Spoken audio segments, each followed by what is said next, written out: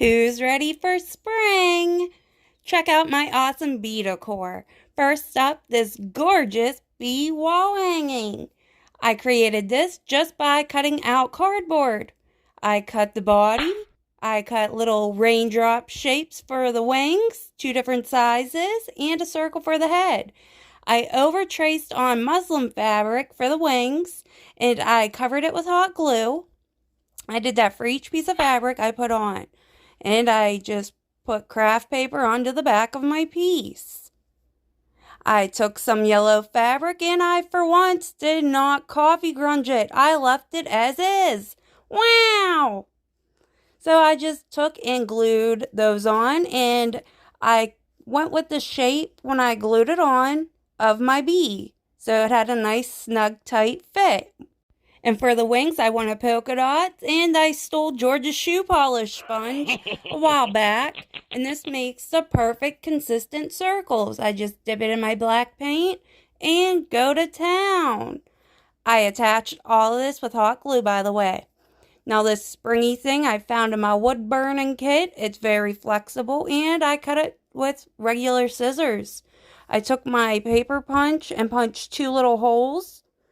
As you can see, once I flip it, you'll see the holes that gave me the guide where to pull my little antennas through. And I just kind of wrapped it around and used my permanent marker to make it more springy, fatter.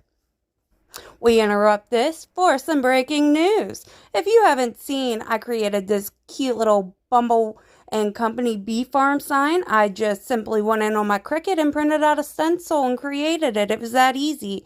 And I made this cute little fabric flower. Added some sticks in a mason jar that I had covered in fabric. The little bee that's hanging from it's from Dollar Tree. So easy and cute. Now we're going to the beehive. I took a stick from outside, some of my rose string, and some trim. I used my little miter box and saw and cut different size pieces.